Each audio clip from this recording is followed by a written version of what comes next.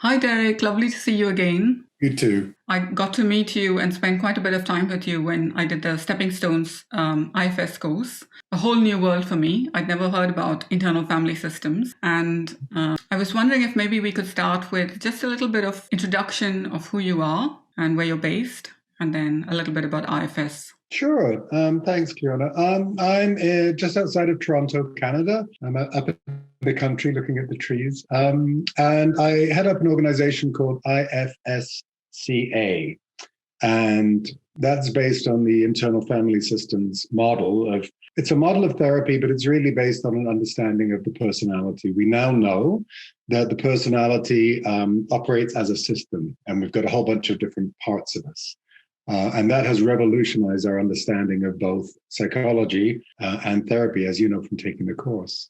So I am very excited to be teaching that, and came across it 17 years ago, and I've been in love with that understanding ever since. And could you share a little bit about internal family systems for members of who might be watching this who are not familiar with the term? Oh, absolutely. So the founder of this model is a guy named Dick Schwartz, and he was a family systems therapist. So he worked with family members all in a room, trying to sort out what's going on with the dynamics. And then with the individuals he was working with, he realized that on the inside, there's a whole bunch of parts that have similar dynamics to those on the outside with the families. So he called it internal family systems. And the understanding is that when we get triggered, I'm sure most people know that word, you get triggered, when you fly off the handle all of a sudden, or you find yourself shaming someone, or you've got that internal voice that tells you you're no good, or you should do better, or you're too sensitive, you're not sensitive enough. These are all the different parts of us that we can hear in our heads. And the understanding is that they all have a positive intent, even if they seem harsh.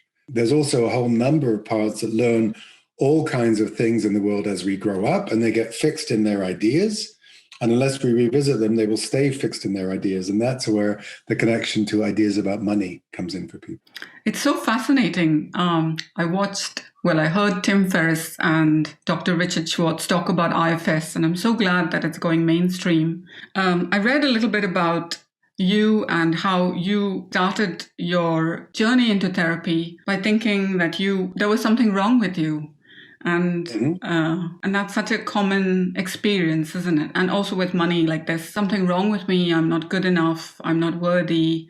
So many of these concepts seem to be tied up in our experience with money. I mean, if somebody was looking to explore parts and money, what would you say to them? Like, where should they start? I would probably have them start by just thinking about their family, what they learned growing up about money, what they may have learned from their grandparents or what their parents may have learned about money. So very simply just start thinking about it and writing it down. When we're children, we're in a world where money exists, right? But we have no internal sense of it. We don't have to do things to make money. We might have to do chores or something, but our ideas about money come usually from the family and from the broader culture. So depending on your family, there'll be all sorts of ideas about money that you've picked up and that a part of you may still be holding. Of course, I work with therapists mainly because that's how I teach, right? And many therapists believe that being a therapist is a kind of spiritual calling. And if it's a spiritual calling, well, you shouldn't be paid for it. You should be, privileged to be doing this work. Well, we're psychotherapists, we're not monks, right? But that idea comes from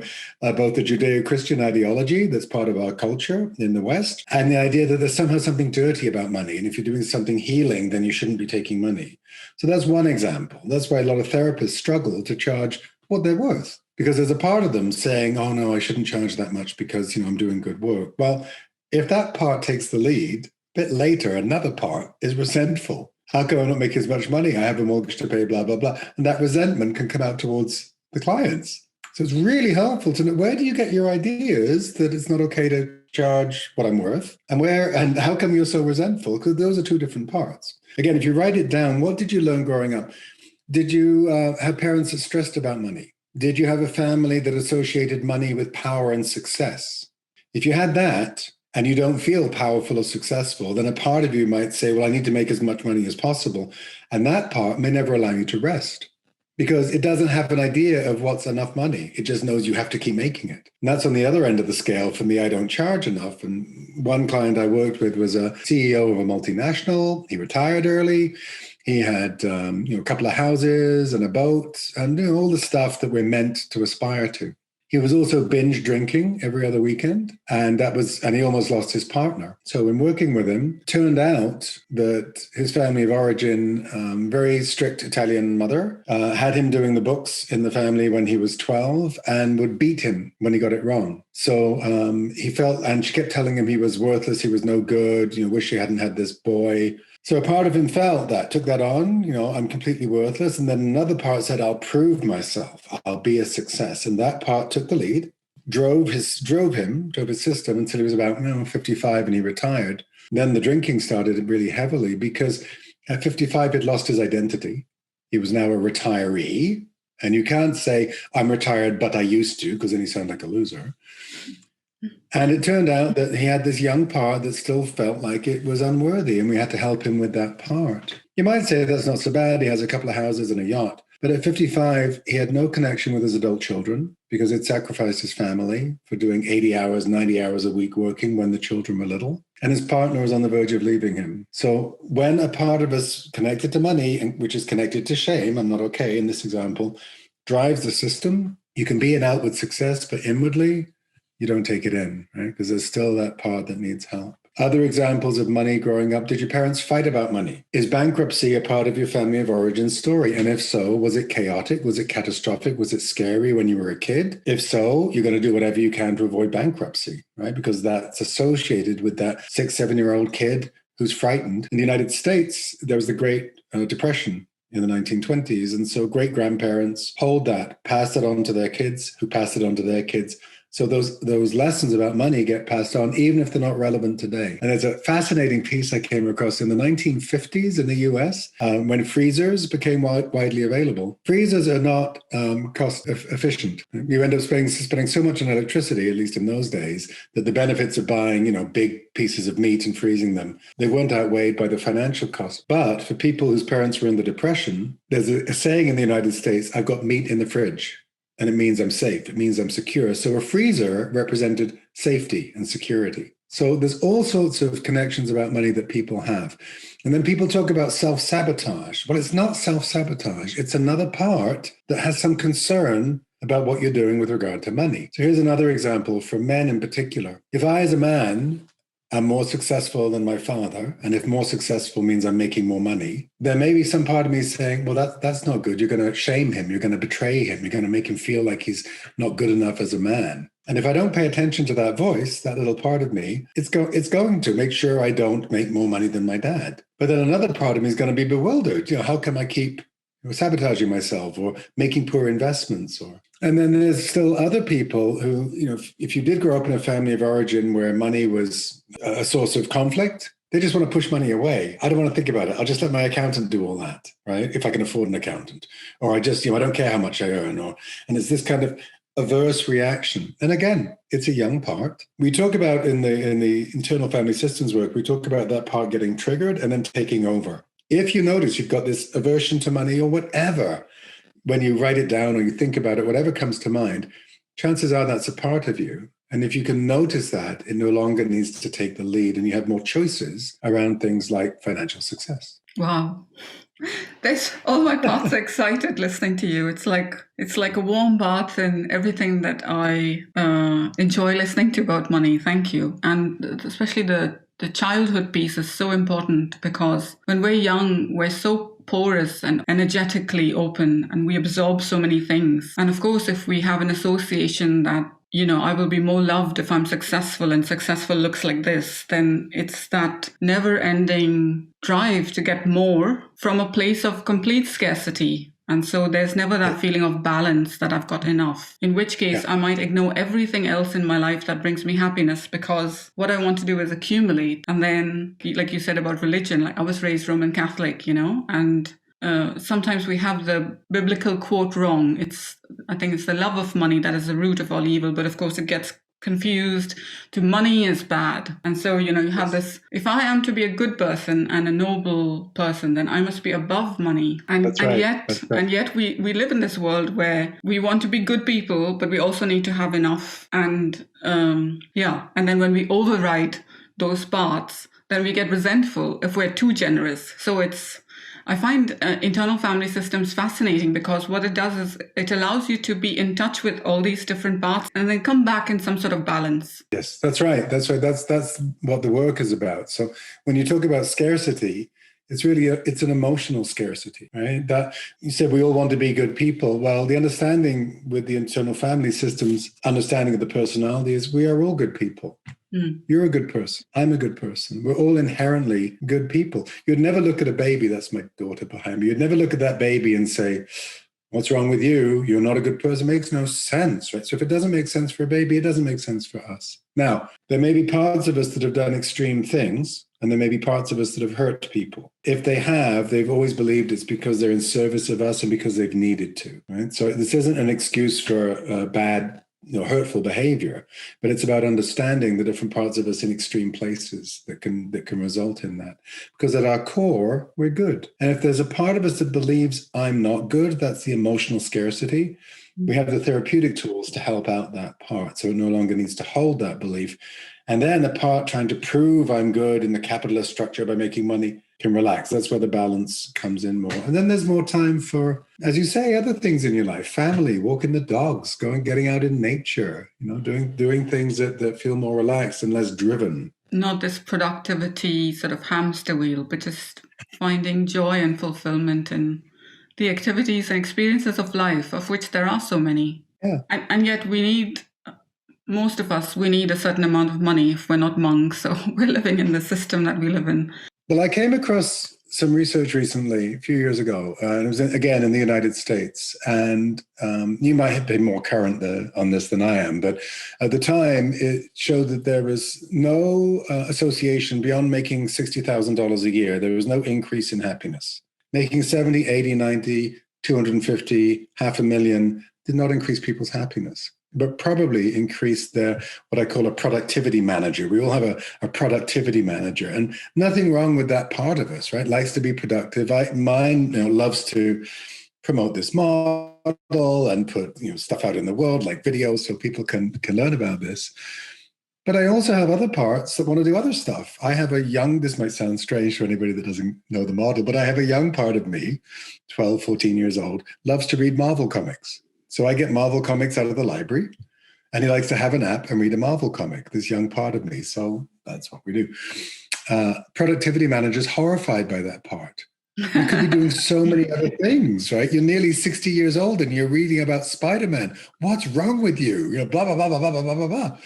And I hear it and I get it. And it's a great part to have. And that kid part of me that wants to read a comic gets to read a comic because that's what that part wants to do.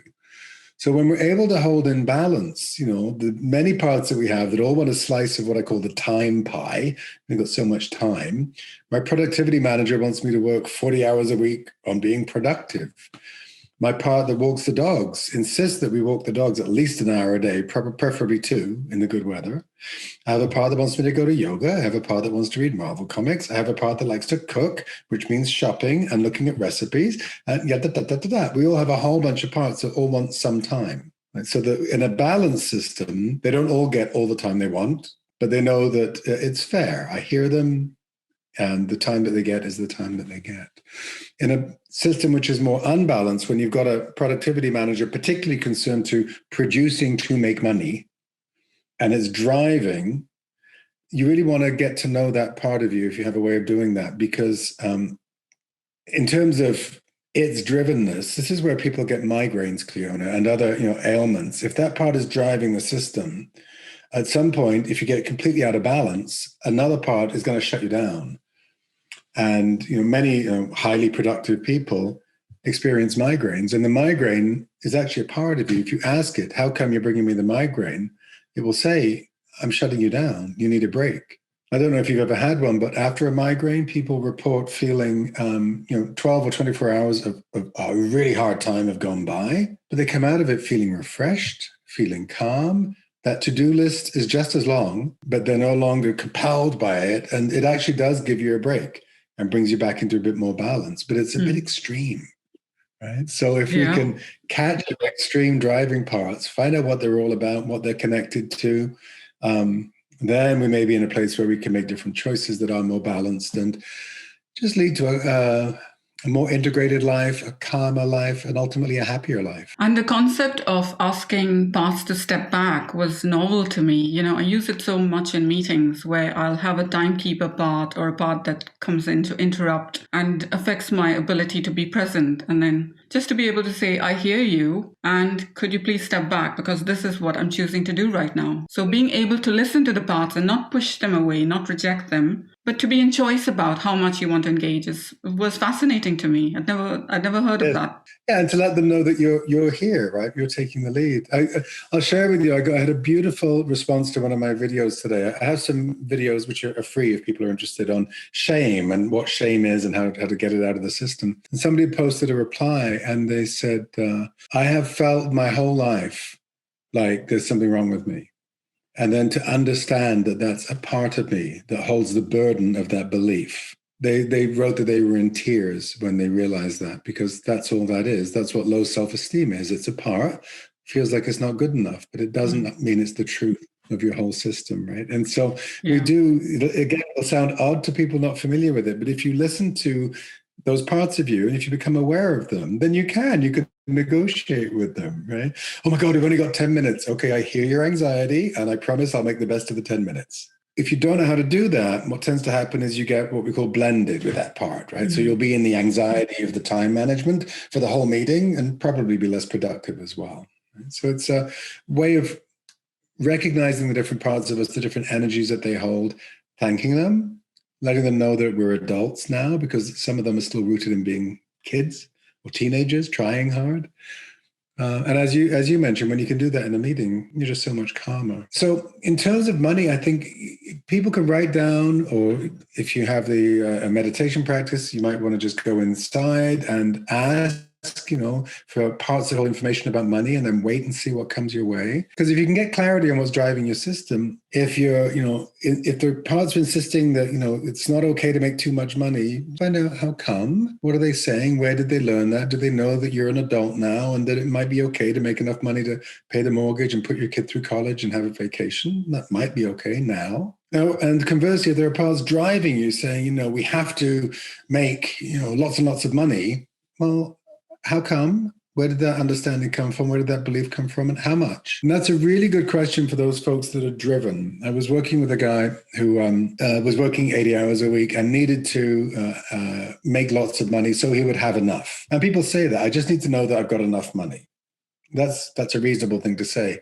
But when I asked him what's enough, he had no answer, which meant that his whole life he would be striving to get enough, but he had no idea what enough was. And that was that young part of him saying, I have to make enough money, but he'd never followed it through. So he could never relax. And once he got that, he was able to make adult decisions on what was enough. Sit down, look at a retirement plan, do the things people do, and then not have to spend the 80 hours a week being driven to a goal that was not even articulated. Not even quantified was the word in my head. My financial services head, yes. That's a better word. You're a money person, right? We only have a few minutes left, and I want to ask you if you could say a little bit about gambling parts and overspending parts, if they're similar. So within this understanding of the personality system, there are parts of us that we call exiles, and those are the parts that are holding distress. Might be some of them I named, I'm not okay, I'm not good enough, I'm not safe, whatever that is. And when those parts of us get triggered, like if we hang up and then you call me back and you say, Derek, I don't think you did a really good interview, that might land on a part of me that feels like it's not good enough. And that would begin to feel dreadful. That would begin, my belly would begin to feel like, oh God, I did a terrible interview and it hates me. Why am I so bad? So if that starts to come up, I don't want to sit here feeling that way, right? So another part will say, you know what, we're just going to distract you from that. We're going to do something else, or we're going to provide some comfort. Now, depending on your personality system, that part might get angry at you, or might decide to go and have a drink, or might decide to go and smoke a joint, or might decide to watch porn. And we call these firefighter parts, right? They want to distract from the parts holding the distress. And some of those are gamblers. So some of those will say, well, we'll just go and hit the slots, right?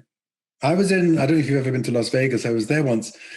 And it fascinated me, Cleona.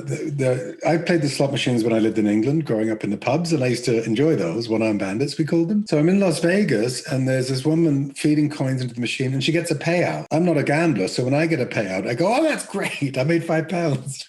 She had to move on to the next machine because she didn't have the patience to wait for the payout to finish. She had to keep, and it was compulsive. It looked addictive to me. I know research has shown that gambling has the same effect as cocaine in terms of the pleasure centers in the brain. Again, nothing wrong with gambling. If you like a flutter on the horses or whatever you do, this isn't the judgment. But if it feels compelled, if it feels like I have to, if it's risky, if I've lost my house, my partner's going to leave me, then the same as you would with alcohol. Nothing wrong with alcohol. But when does it become addiction, right? Nothing wrong with smoking weed. When does it become addiction? Nothing wrong with porn. But if it's 5 hours a day, what's going on, right? So gambling can have that, and so can overspending. Right? Again, if a part gets triggered around scarcity, if you grew up in a family that was poor, and and that part gets triggered, I don't know if we can do that, then another part might say, let's just spend, and then we see credit card debts mounting up. I'll give you a concrete example of this. I was working with a woman, and she'd had a horrible, horrible childhood. And so I was helping her get in touch with some of those parts that were still stuck in that horrible childhood. And there was, so her mother was disciplining her when she was 6. That's what her mother called it. And the way she disciplined her was she had her in the living room with her head back, and she poured a jar of pepper into her mouth because she'd said a rude word. I know, it's ghastly abuse. So she was listening into this part of herself, and I said, "Can you let that little girl know you're there?" And then she did this. "I have to go shopping."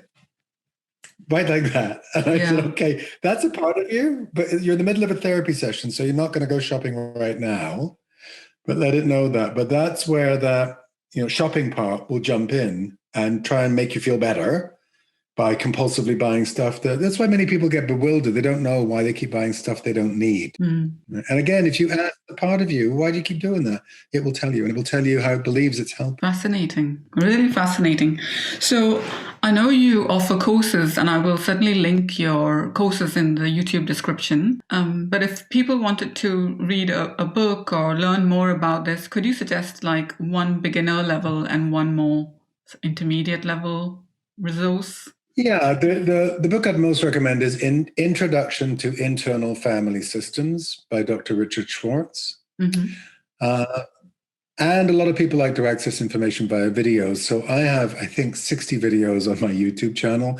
And one is called simply Understanding the Personality System. If you link to that, it's 9 minutes long, but it really outlines what we're talking about here. And then if people have more interest, they might want to read up. Yeah, brilliant. Yeah. I loved your videos. That's what got me interested in learning about IFS. So this has been amazing. Thank you so much, Derek.